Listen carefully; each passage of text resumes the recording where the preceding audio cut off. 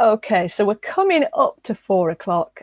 Right, so I'm going to again say hi to everybody over in the YouTube studio. We are just about ready to kick off our book launch party over here at Space Cat. So we've got the Space Cat module here with our lovely guest authors from the Uncharted Constellations anthology. And we've got two editors, myself and Dara, in here as well. And we've got our lovely audience over there in the YouTube studio. We were just saying earlier, it's a little bit like looking at celebrity squares or something on the YouTube channel at the moment. But welcome to everybody. You have made it through to the Space Cat book launch this afternoon. And I'll just introduce some of the people that we've got lined up for today's event first of all. So if I can start with myself, I'm Siobhan Logan. I'm a poet and storyteller and also a creative writing lecturer at De Montfort University as well. And I'm one of the co-founders of Space Cat Press, which is an indie publisher. And if you look down there in the bottom square, we've got Dara Logan Davis, who is the other co-founder of Space Cat Press. And she is our ship's engineer, our fixer, and she's had plenty of things to fix this afternoon as we ironed out a few glitches.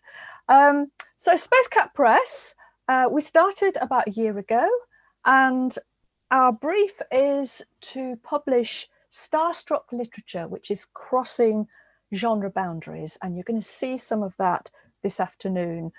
Uncharted Constellations is our first anthology, and we're really thrilled to be bringing this to the wider public. So let's just hop over and have a quick look at the anthology itself, which is one of the stars of the show this afternoon.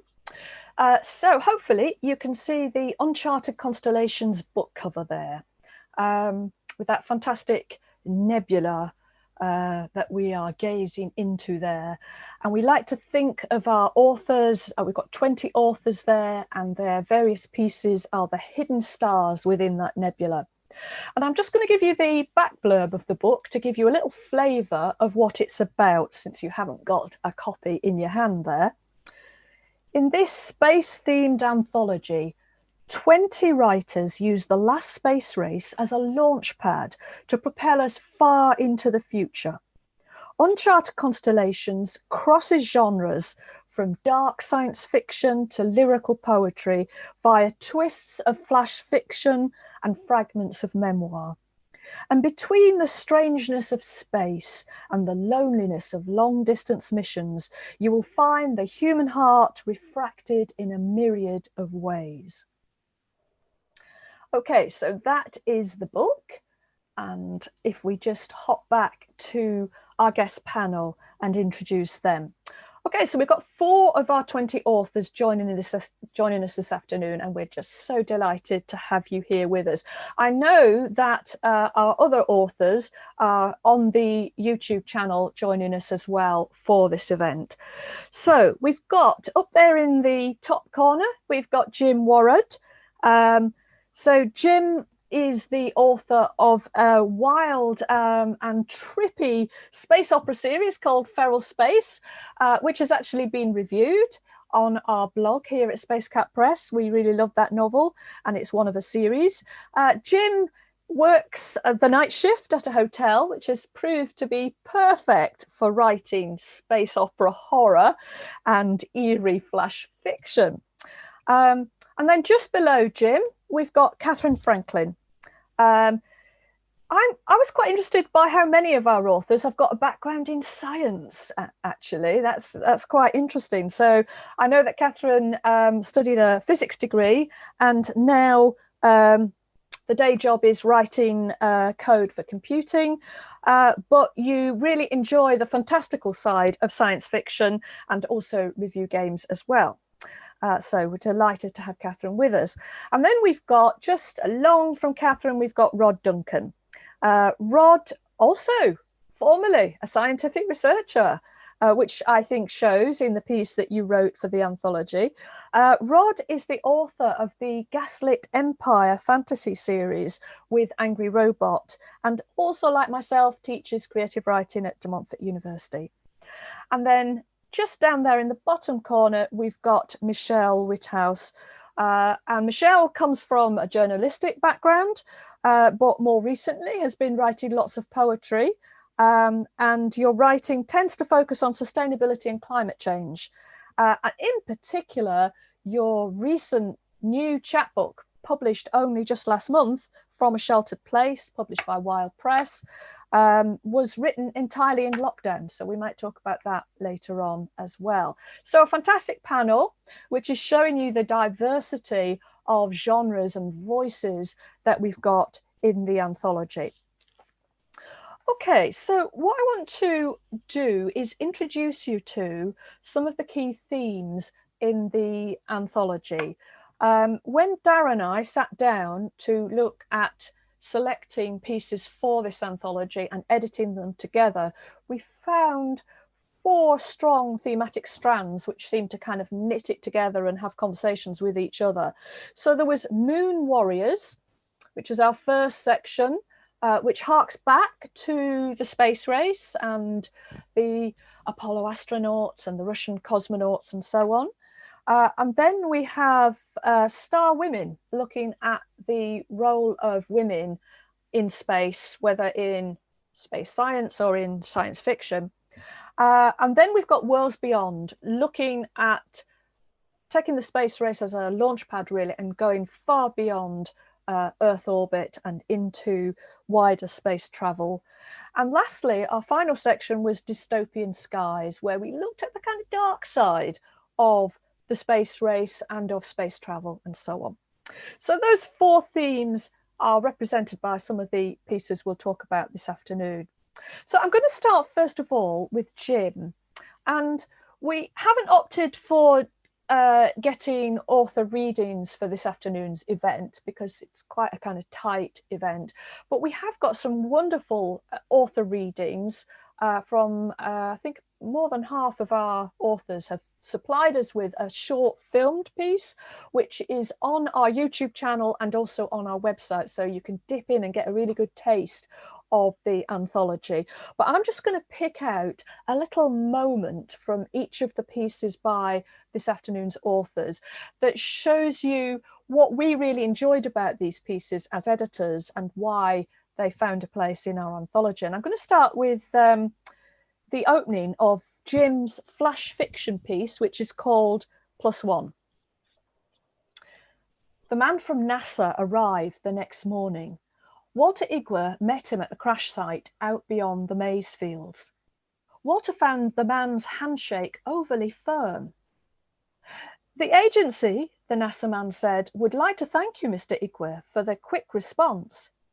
His temples ran slick with sweat. He clearly wasn't used to such sun. It was nothing, sir, Walter replied. Really, my whole town offers the agency our condolences. Appreciated, Mr. Igwer. The man brushed an insect from his nose. But it's just a setback, ultimately, I mean. Walter hid his disgust. Was nothing sacred in America? A man was dead. Their man.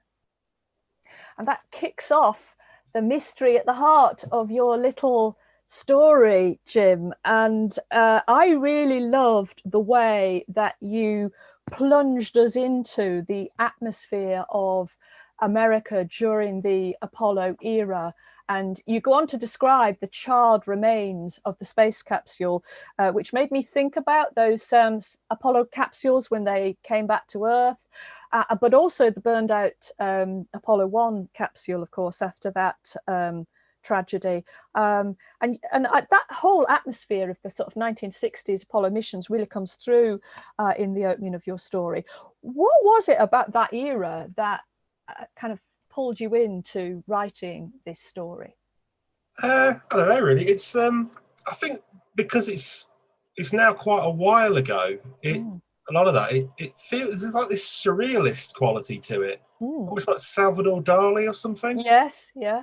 So by having that kind of thing in the middle of a savannah, and an astronaut in the middle of the savannah, is it's a nice contrasting image. It Uh, is. I mean, so many of the science fiction films of that period also had these wonderful desert landscapes and then this, yeah, really modern technology in the middle of it. Yeah. yeah, exactly. And I love what a spacesuit, the symbology, the symbolism Yes. around it. Yeah. The sense of high technology but isolation. Yes. That's so. I wanted to put a bit of that in there, really. Yes. Hoping that sounded a bit too skewed there, but No, you no. know, J.G. Ballard used it a lot, I think, in a few things. It was a powerful image for him, and so Yes. Yeah. Yeah, probably. I love the way that comes across. The other thing that really strikes me, and yours is the opening piece in the anthology. No, thank you. I've never been in an Yeah. open piece before. Well, Bring it back. it just fitted perfectly there, partly because it's such a small, perfectly formed story, because you've written it as a flash fiction piece, and I'm really, blown away with admiration for people who've managed to, tell such complex stories in a really, really short piece. Yeah, how did you find that, writing in that very compressed form? Do you write much flash fiction? No, not at all. Not at all. I'm very novelly. I tend to waffle on as Yeah. saying now, Yeah. but sometimes you just got to. I mean, I don't really write all that much sort of hard sci-fi either. Yes, Sort it of is very different from the Feral Space yeah. trilogy that you've been working on. Yeah. I'm sure everyone else will agree here. Every now and then you got to try and put yourself in a difficult position. Yeah. I think it was David Bowie said about when you want to get that zone where your feet, you're in the swimming pool and your toes are just off the floor, Yes. and that's a special place to be because then you'll Ah, learn yeah. new stuff. I love that Great from Major quotation. Tom there. So Yeah. Yeah, I often go back to that Bowie quotation. That is exactly. just, it sums up kind of creativity perfectly. You're out of your comfort zone. You can't feel the bottom anymore, but you're still paddling.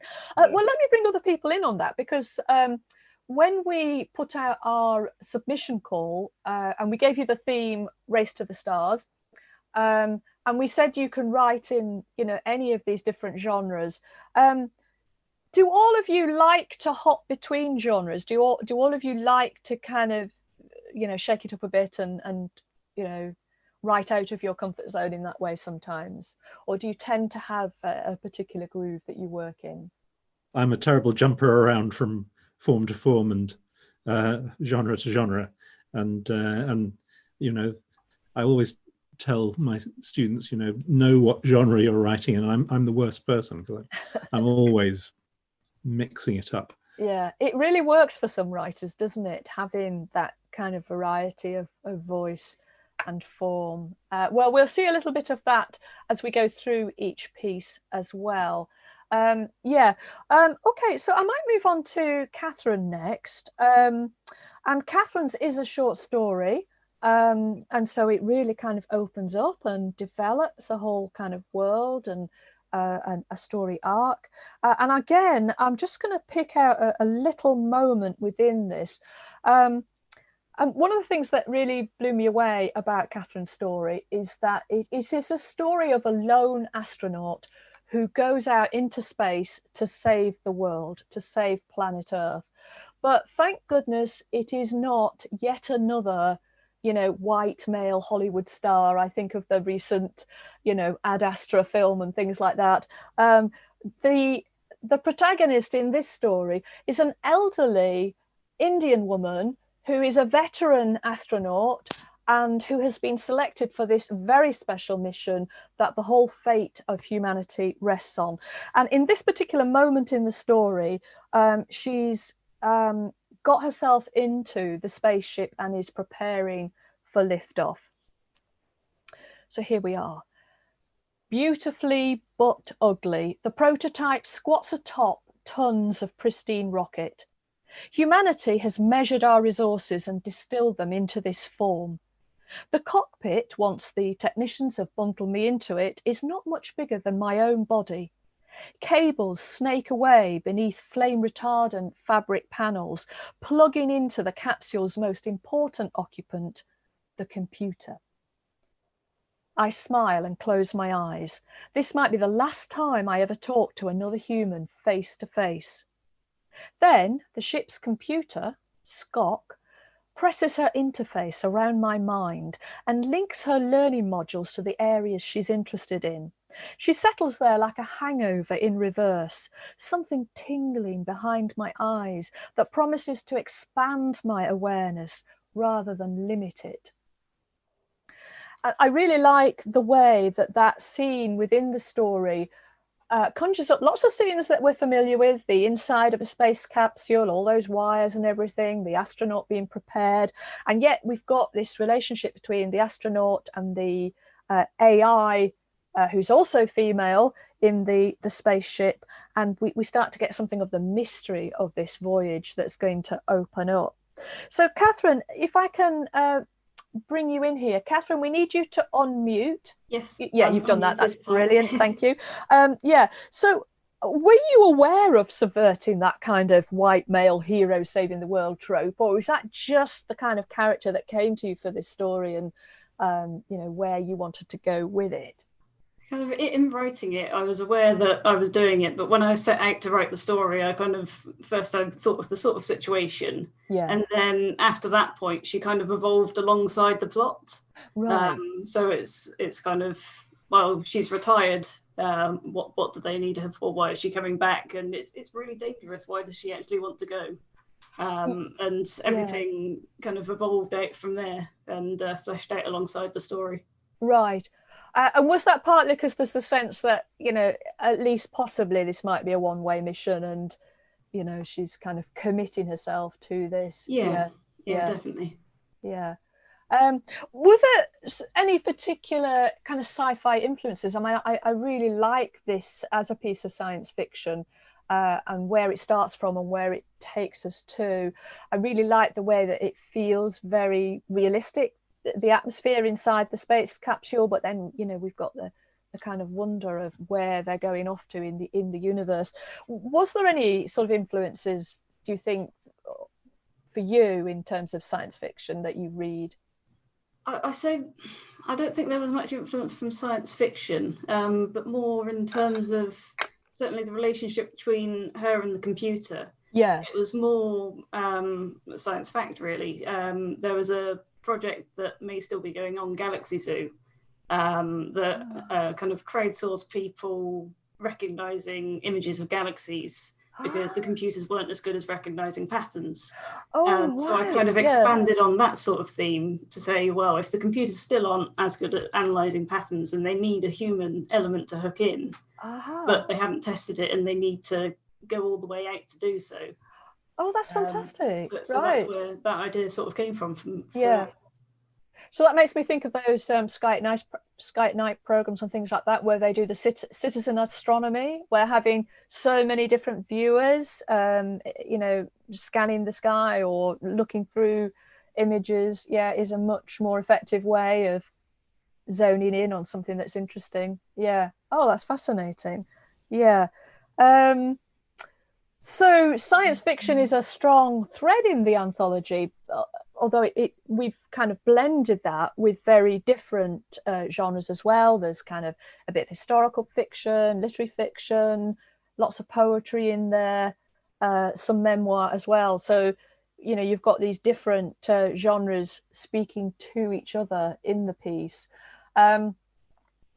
I don't know if any of you have had a chance to start reading through the anthology yet and looking at the sort of conversations that are struck up by how these different genres sit alongside each other in the work so far. Has that struck you at all?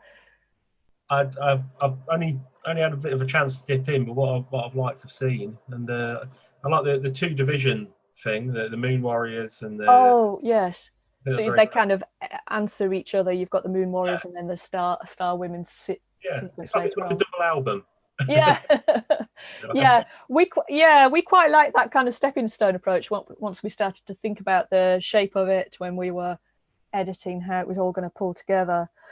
Yeah, so let's move on to a completely different genre and bring in Rod Duncan.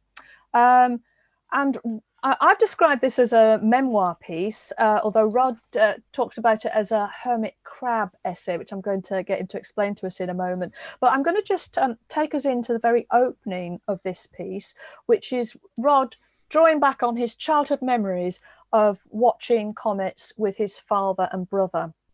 And then we get a series of these pieces where Rod is looking at comets at different points in his life. But this is the very first piece. Standing outside the back door in dressing gown and pyjamas, sleep clearing, I wonder why they woke me. My older brother looks up, bounces on his toes. Our father crouches and points to a place in the sky. Shifting closer to sight along his arm, I feel the warmth of him. There is a silvery line among the stars. It's a comet, he says, on a journey from the icy cold. Comet, a new word. The tail is dust and gas, my brother tells me. Where's it going? I ask. And I love the way that we're drawn right into that scene. It's all present tense. We're right in that moment, even though we're looking back in time. So Rod, you've got a lovely picture of a comet behind you, which was a picture you took recently. Actually, do you want to tell us a little bit about that picture first of all and where it fits in with your story? So this is Comet Neowise, our recent comet visitor, and so this is taken from up at the top of the hill called Old John in Bradgate Park. If you can see the dark line behind me here is the side of the folly there. And yeah, so this was from a few weeks ago when the Neowise was still in the sky, about 2:30, 3 in the morning, something like that. Went up there with my children, and who are grown up now, grown up children, and had a look at this amazing sight of this comet.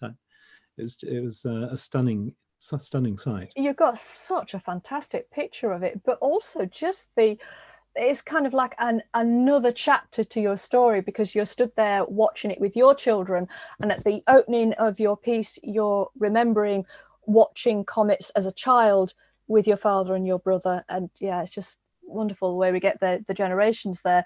So can you tell us about the hermit crab essay and what you meant by that, and how that form allowed you to write this piece? So this is a form that I came across not so long ago. Our colleague Z was telling me about something that they were teaching the undergraduates in one of the modules, and this is this form of the hermit crab essay, which is supposedly, it's outwardly seems to be a factual investigation into something, and this is the title of my piece is On the Paths of Comets, so it's just a kind of factual investigation. But that's like the shell at the outside of the hermit crab, and the tender, delicate thing that really can hardly be exposed for risk of being damaged is hidden within, and so the hermit crab essay is something that hides something quite vulnerable emotionally inside it. Yes, which actually beautifully describes what we've got in your piece. It's really kind of tender exploration of relationships alongside opening up a series of snapshots of comets at different points in time. It's a lovely piece. Yeah. Oh, well, that's just such a wonderful explanation. And I can see how that kind of opened up this series for you in the piece as well. And we were really delighted to get that mix of genres. So that effectively gives us a piece of creative nonfiction within the anthology that really sits beautifully alongside some of these fictional pieces and also alongside some of the poems. Okay, so I think I'll move on now to Michele, and we'll have a look at the final piece that we're going to visit this afternoon. And so, Michele, you are one of the poets in the anthology, and you've written a poem called Visible Spectrum. And this is really focusing in on one of the most well-known images, iconic images from the Apollo mission era, which is the Earthrise, where the Apollo astronauts took a photograph of the Earth rising as a kind of blue orb above the grey wastes of the surface of the moon. An extraordinary image of kind of seeing the usual position of moon and Earth reversed in our viewpoint. And then, of course, since that, we've had lots of images of the Earth from the International Space Station as well. So we've become used to seeing our planet as this object within space.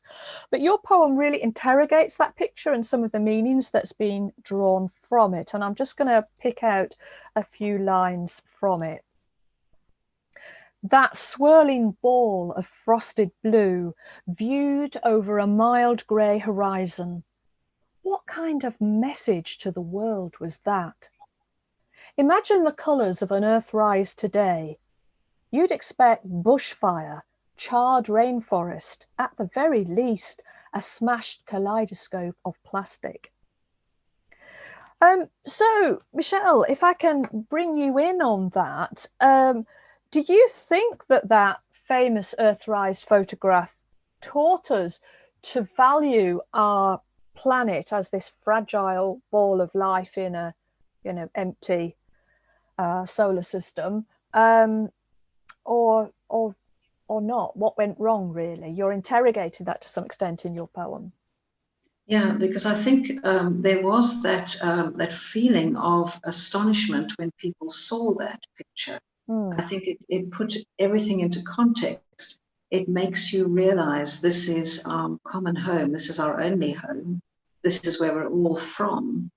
And yet the idealizing that happened after that, we've gone all this way into space and we've brought back this image. So much is hidden because at the time, the late 60s, the world was in a state of flux in many ways. There were enormous conflicts. There were enormous changes underway. You don't see that. You see the precious resources of the earth. You see the blue. You see the water without which we can't live. And I think that really struck me. I remember I was quite young and we were taken out of school and we didn't have television in South Africa at that stage, so we all sat and listened to the radio. And that idea of the crackling, the voices, these incredible people, these men who were reporting back, and then that image which was circulated afterwards, and that sense of this is something profound and special. And I wanted to look again at that and say, actually, we need another Earthrise. We need another sense of how important it is to value and protect what we've got. Yes, yeah. And this is something that we've looked at in some of the blogs on Space Cat Press website over the summer, this kind of darker side of the space race, and how even, as you say, in the 1960s, even then it was a time of enormous upheaval, really civil war going on in America itself at the time. You had police shootings of students who were protesting against the Vietnam War, all kinds of things going on, and a civil rights movement which itself was challenging the resources that were being spent on the Apollo mission. And yet there was that kind of sense of, now we're able to see ourselves all as, humanity as one people going off on this moment of exploration. And in a way, it feels like we're kind of back there again now, in the 2020s. But that's something that we might come back and look at a little bit further on, how that moment connects to our moment. And we were thinking of this when we put the call out for pieces in response to our theme, that we might address the space race now as well as the space race back then as well. Right, so we've seen very different genres, very different voices, very different kinds of story there, both fiction and drawing on personal experience and so on. So I'm going to flip over slightly now, and I want to hop over and have a look at our caption competition. So let me just see if I can pull that up for a moment. Just give Twitter a moment to get back to it. So we've been very, very busy on our social media platforms over this past month. We've been posting up readings by lots of our authors. We've had guest blogs from our writers. There's been a lot going on the website. And in the middle of all of that, we did run this caption competition, which got rather lost really in all of the excitement. So this was inviting people to respond to some pictures of our Space Cat mascot. And we had 3 photos here. We only got 1 entry, so it's hardly really a competition, but we did get a lovely response to this from our 1 entrant, which was Rab Ferguson. And he was responding to this picture of our Space Cat mascot. So let's just pull that up. There we are, the spooky cat. And that is our Space Cat. By the way, the Space Cat this afternoon is safely stowed in the ship's hold. There's no way we could have her scampering around the main deck here while we were trying to do this. But we had that picture of the, and this is the caption that Rab came up with: a cat made of moonlight, wandering the earth at night.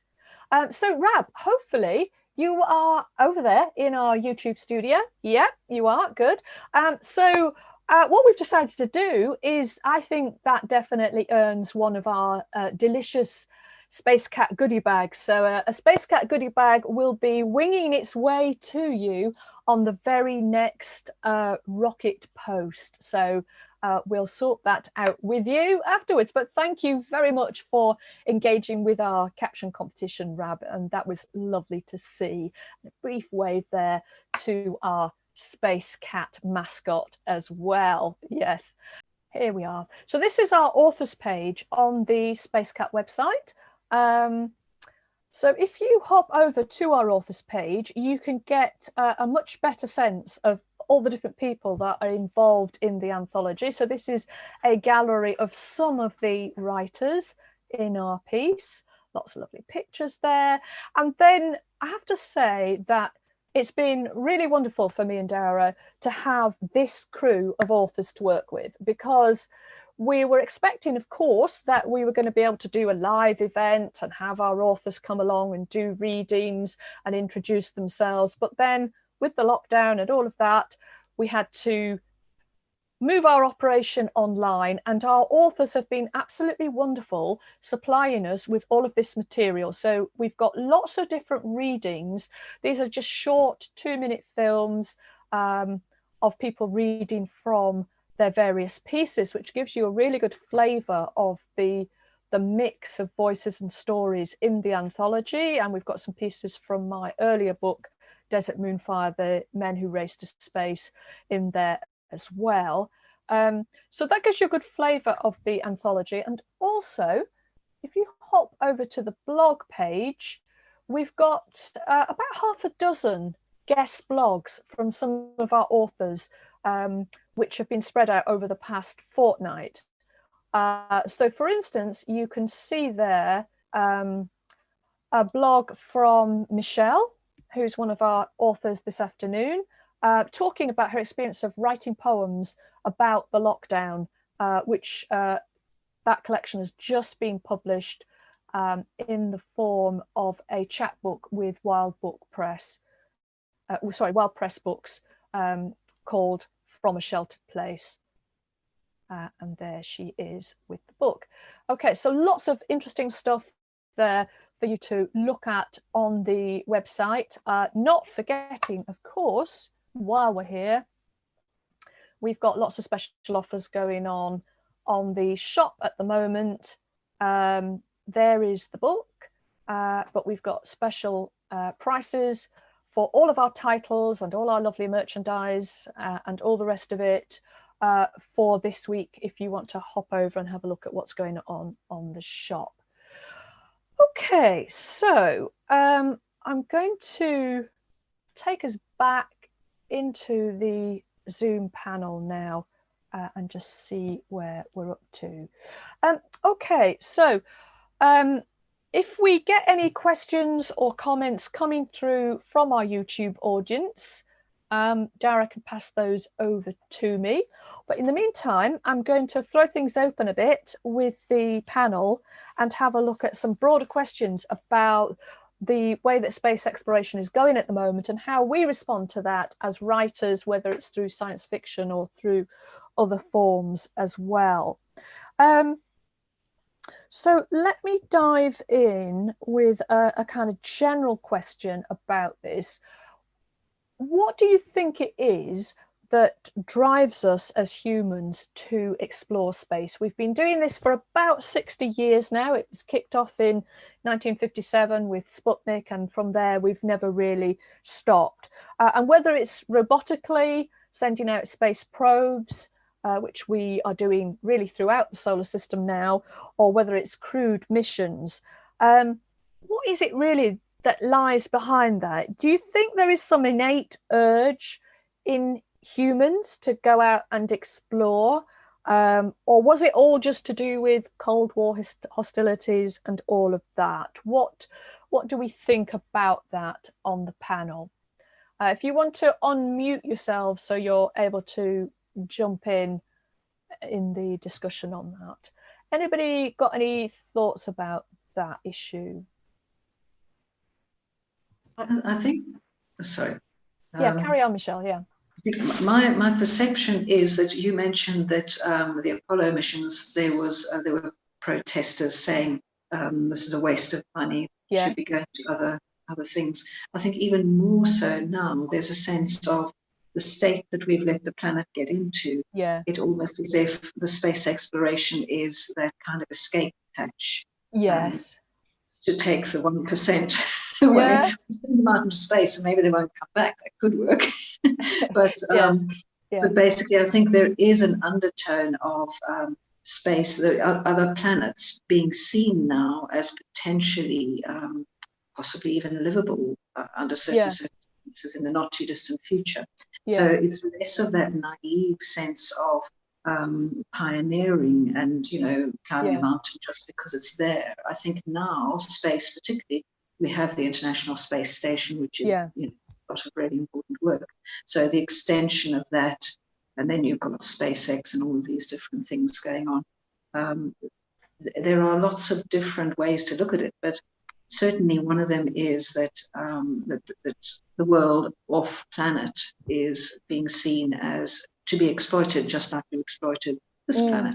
Well, I think there's some really interesting themes going on there. So talking about the space race now, it's kind of getting serious, isn't it? There's a lot about let's go and get mining operations going on the moon and asteroids and so on, that we can get resources which we might be running out of on Earth, and we can get those now from space.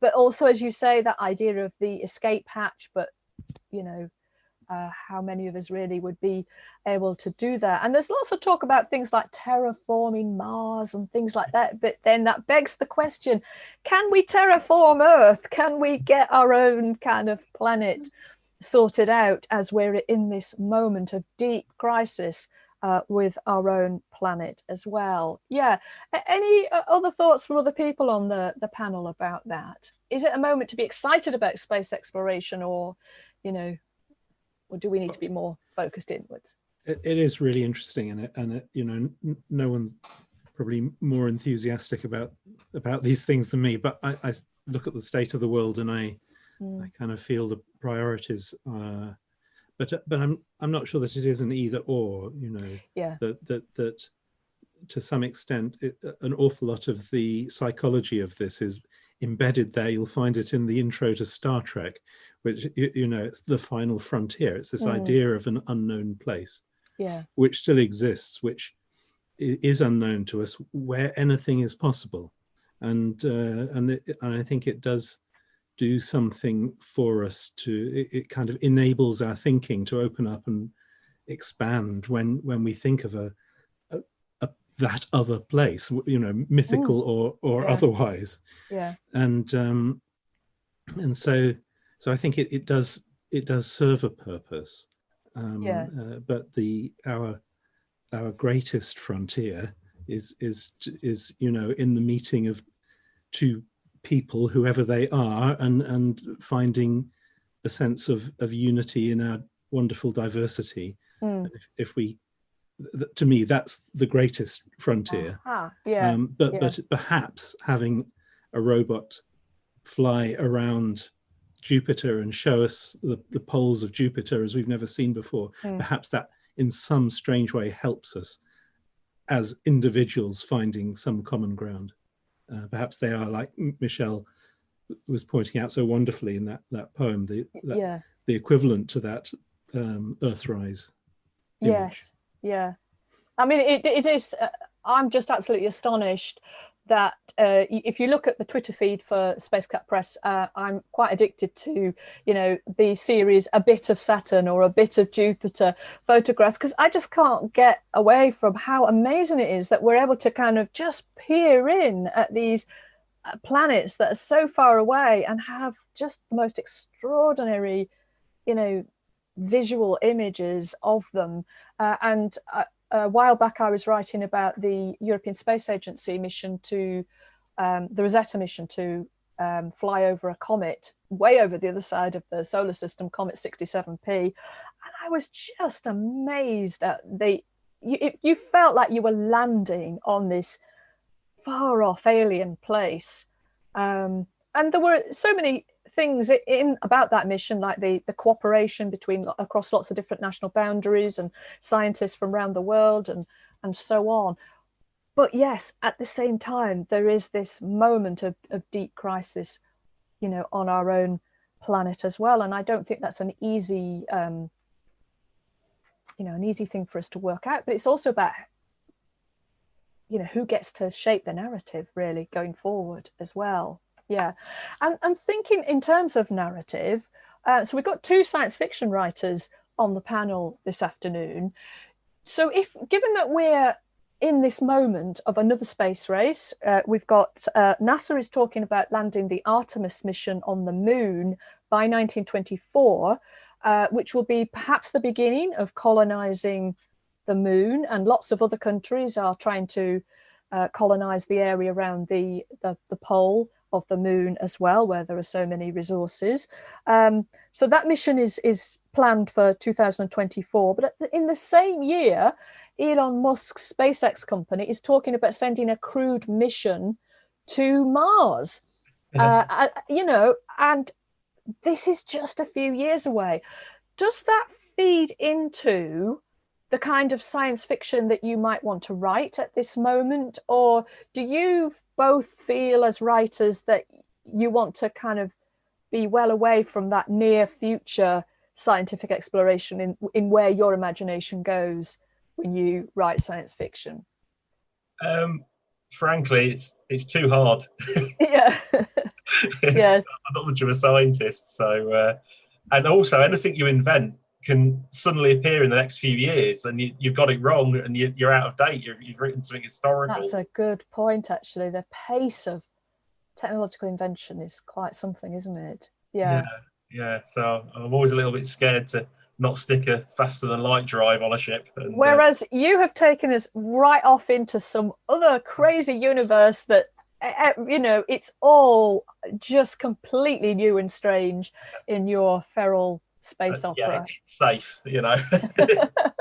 Yes. What about you, Katherine? Because I feel like at least the piece that you wrote for us has one toe in a kind of world that we might recognize. In fact, a world in crisis, a world that is looking for that escape hatch, that is looking for, can we find a solution out there in space for the problems that we've shored up on Earth. But yours also has that kind of opening up, you know, that a mystery of another realm out there in space as well. How do you find that, you know, what's going on now in space exploration taps into your imagination? That's actually the closest to the current timeline I've really written in terms of science fiction. Yeah. I usually go all the way out there, so that I can just go completely crazy with my imagination and don't need to worry about the trappings of home. Yeah. So, yeah, I mean, obviously, as bits and pieces come in from space exploration, they kind of feed into the background knowledge of what's going on. But they don't really affect me that much. And in terms of things like we're going to the moon in 2024, all projects get delayed. Oh, well, yeah. I mean, like, we're in the middle of a lockdown. What's going to happen to that budget? What's going to happen to that schedule? Yes. But actually, that one of the things that makes me think about what you're both saying is that the short story form maybe allows you to try those things out, because you don't have to deliver a huge amount of kind of knowledge and world building that you might if you were writing a novel or a series of novels, even, you know, building a whole world around it. So you can get just the corners, can't you, of that world in short story form. Yeah. Yeah, it's just a couple of Wikipedia pages, and research is done. Thank God for Wikipedia. Yeah. Yes, and Google Images. Well, where would we be without them? You know? Yes. I mean, this is, to go back to what you were saying there, this has been a really wondrous age. I mean, people downplay the probe era, you might post, you know, the let's get on the moon and stick a flag on a map era. And I think it's universalized wonder with the internet. We can all look at wonderful pictures of Saturn and Jupiter, things we never thought we'd see. Yes. No, that's really like that.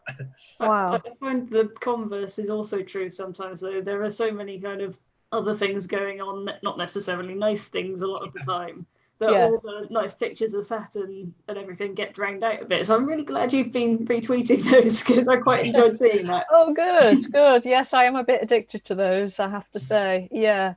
Well, let me throw out one more question to our authors before we go to the cake, which I know is just in the background there. So thinking about what we've just been coming through, we've been facing the challenges of publishing during the pandemic and having to completely rewrite our kind of script of what we were going to do with this anthology initially. But what has it been like for you as creative writers during the pandemic? How have you found writing stories or whatever in the past few months? Has the chaos fired up your creativity, or has it cramped your style at all? So let's just see how different people found that. I suspect it's going to vary a lot. Michele, I'm going to bring you in first, because I know that the answer from you is that definitely it did fire up something really quite unexpected, didn't it? Yes, it certainly did.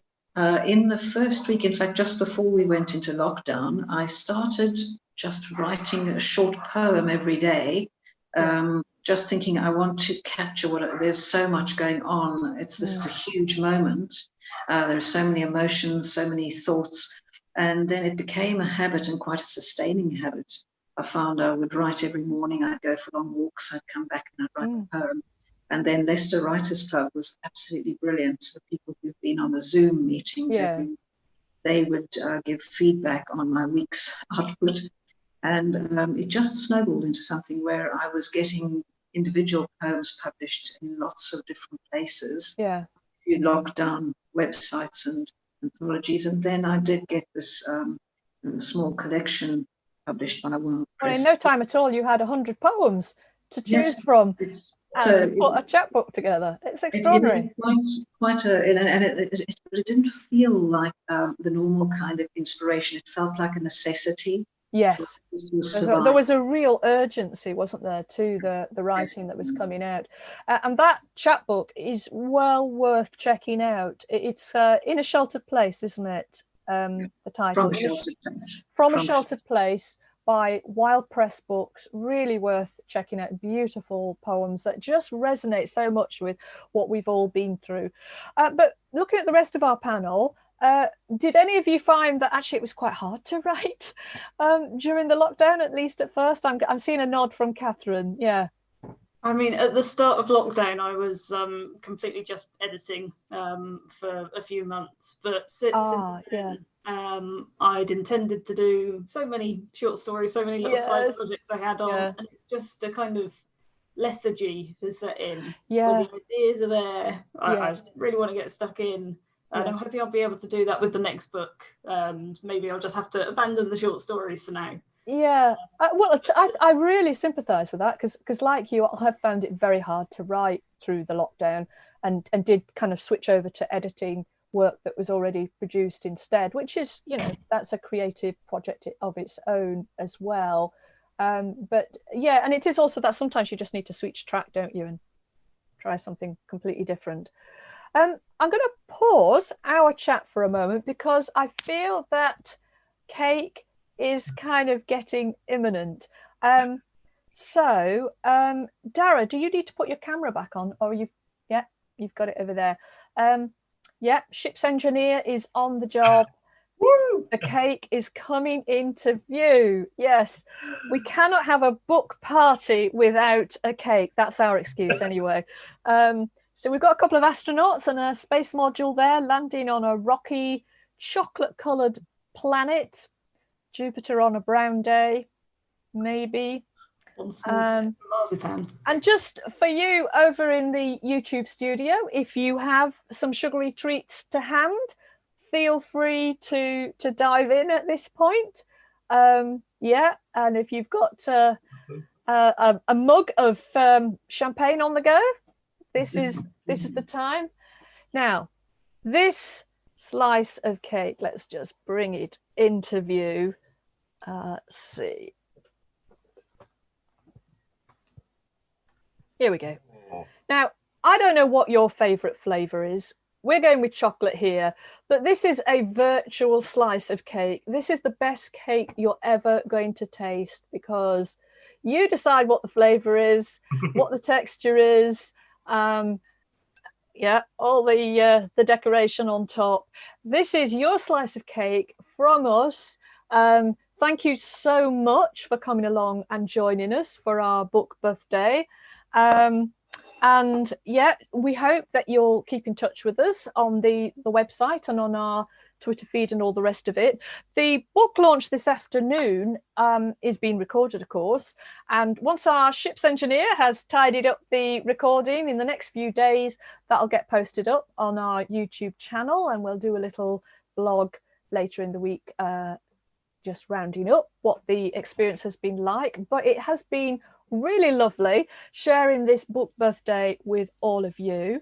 A particular big thank you to all of our hidden stars, our Space Cat authors who've come along and joined us for our panel this afternoon for this strange mind meld of YouTube and Zoom all in one event. And especially big thanks to all of you who've joined us over on our YouTube channel as well. I know that lots of our other Space Cat authors are there on our YouTube channel joining in the event over there. It's been really lovely to have you here with us.